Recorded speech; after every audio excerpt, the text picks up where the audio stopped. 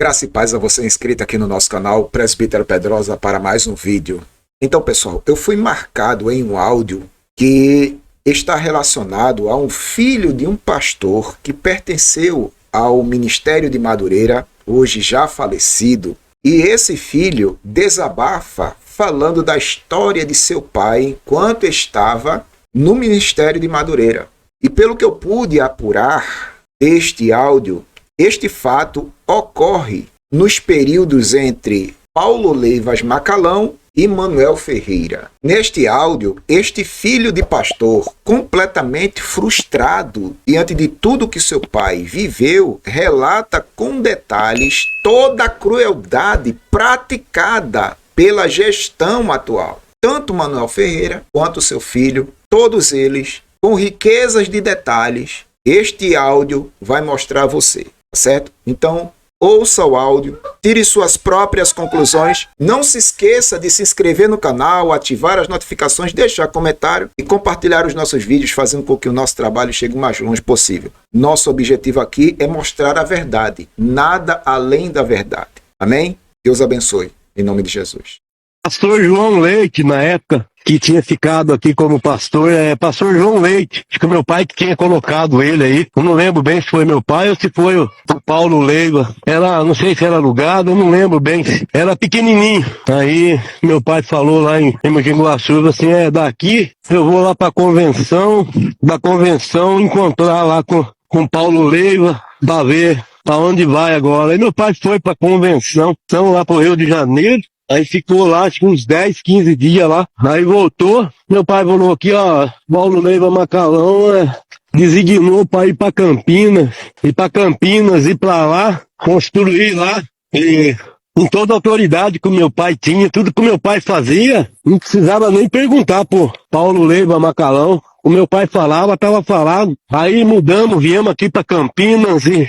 Aí o pastor João Leite, eu não sei para onde que ele foi, para onde que o meu pai mandou, não lembro bem essa parte, mas e o tempo foi passando ali, meu pai na igrejinha da sede ali, que hoje é sede, né? Antigamente não, era igrejinha, não lembro se era alugado ou se era uma casinha de pensão que tinha comprado ali. Aí começou a abrir ponto de pregação aqui em Campinas, daqui, dali, e meu pai foi conhecendo e foi montando a igrejinha. Da igrejinha lá de Barão de Parnaíba, que hoje é a sede, o meu pai construiu a sede em cima da igrejinha pequenininha. Meu pai fez a igrejona da sede por fora, construiu tudo aquilo ali. O meu pai construiu tudo aquilo, fez tudo aquilo ali, não sozinho, com a ajuda dos crentes, das pessoas que serviam a Deus, com a ajuda de pastor que estava junto com meu pai, e foi indo. Aí passou um tempo, meu pai parece que recebeu uma ligação, eu não lembro bem, mas foi de Santos ou de São Paulo, essa ligação. E era o pastor Manuel Ferreira,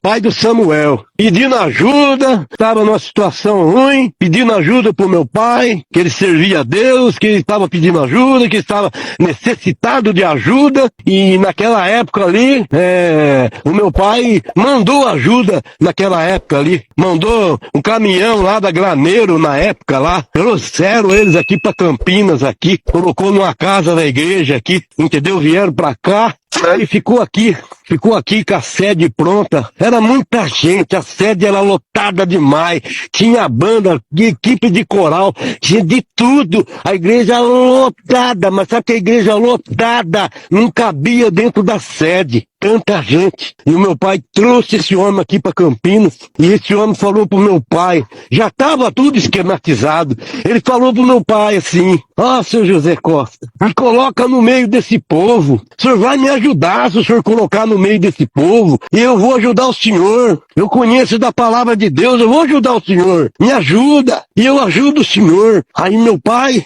com toda a bondade do coração, acreditou nas palavras dele. O meu pai pegou, ajudou esse homem, levou ele pro púlpito da igreja, começou a dar oportunidade para ele, e meu pai começou a pegar confiança. Mal sabia o meu pai o que tinha para acontecer. Eu fico revoltado com essa situação, revoltado de viver do jeito que eu tô vivendo hoje, vivendo de esmola, viver pedindo, entendeu? É a situação que eu tô vivendo. E esse homem preparou tudo.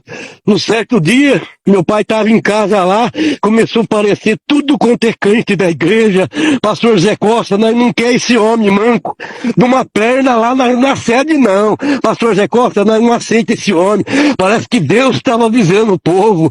Deus estava avisando o povo para não aceitar o Manuel Ferreira, para não aceitar esse homem, para não aceitar esse homem.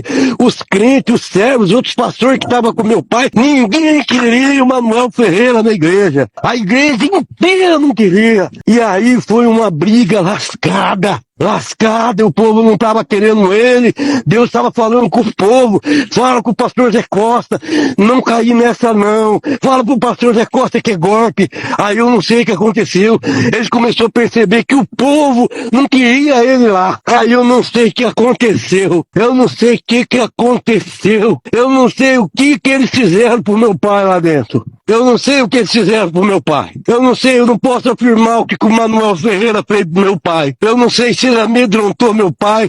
Eu não sei o que ele fez pro meu pai lá dentro da igreja. Eu não sei o que aconteceu. Porque ele não saía, ele ia direto de ônibus lá na casa do meu pai.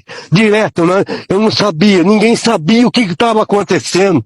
Eu acho que ele fez uma ameaça forte pro meu pai. Ele ameaçou meu pai forte lá na sede. Aí que falou pro meu pai, você vai fazer esse povo me aceitar. E deve ter ameaçou meu pai. Faz esse povo me aceitar. E meu pai batendo contra a igreja para a igreja aceitar ele. Mas a igreja não sabia que o meu pai estava sendo ameaçado. Meu pai estava sendo ameaçado por esse homem. E meu pai não podia falar. Meu pai se entristeceu com a situação. Aí meu pai foi para uma convenção no Rio e foi programado pro meu pai, acho que não contar nada, não falar nada. Aí meu pai chegou depois de 10 dias do Rio de Janeiro, que ele tava lá com o Paulo Legua. Chegou lá e ia embora pra Campinas. Chegou aqui em Campinas, já tava rebeliado a igreja. Ele chegou com o subordinado dele, entendeu? Atraiu a igreja, mentiu pra igreja, enganou o povo, enganou todo mundo. E meu pai chegou lá, meu pai não tinha mais poder. Meu pai não mandava mais. Não era mais nada do meu pai. Nada era do meu pai. É revoltante isso. É revoltante isso. Eu tô revoltado com essas coisas. Eu falei, eu não quero que Deus me leve a eu sem eu falar. Eu tenho que falar. Eu vou falar.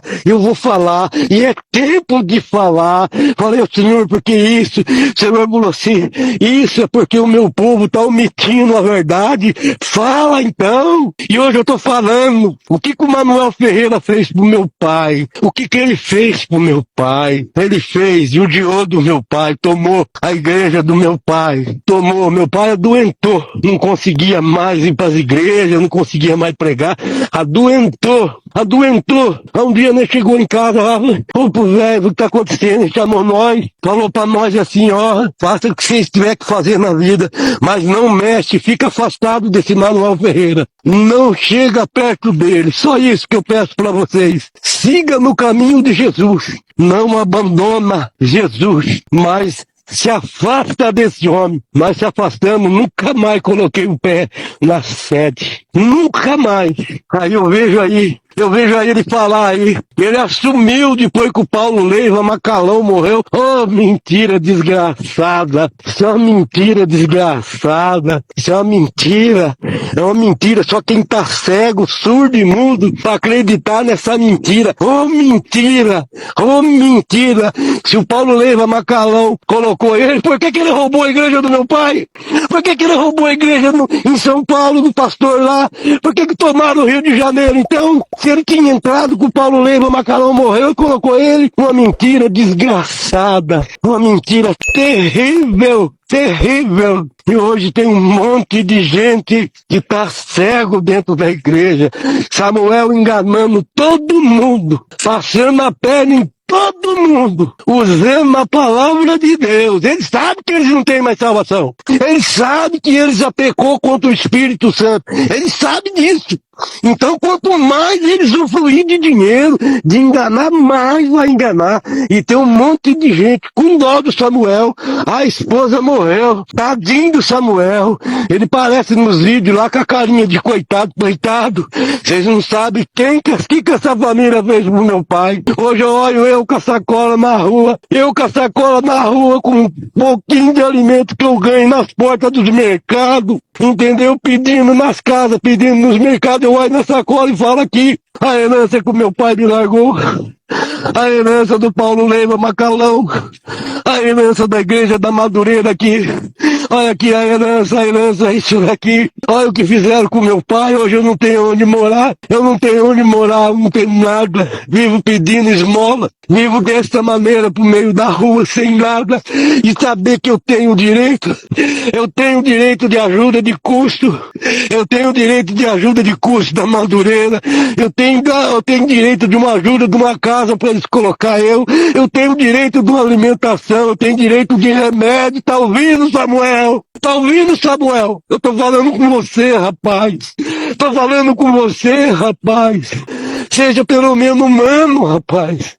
Humano. Seja humilde, cara. Para de fazer isso que você tá fazendo. Entrega, desce do altar, rapaz. Desce do altar, entrega o altar, entrega a igreja pro povo. Entrega pro povo escolher quem que o povo quer colocar lá. Vocês já arrancou, já sugou, já torceu o povo, já tirou o que tinha que tirar do povo. O que mais que vocês querem? Vocês são trilionários, o que mais que vocês querem? Vocês estão querendo arrastar o povo pro inferno. É o lugar que vocês vão. Mais uma coisa eu digo, esse povo não tem moradia no céu celestial. E eu quero dizer para você, Samuel Ferreira, Deus mostrou para mim uma doença que seca o corpo, fica um esqueleto. Deus mostrou para mim uma doença que seca o corpo e vira um esqueleto. E essa doença, ele não vai te curar. E a riqueza que você tem, você vai olhar para um lado, você vai ver casarão, você vai ver mansão, você vai ver tudo, vai ver o banco lotado de dinheiro, mas não vai conseguir curar o que você tem de doença aí.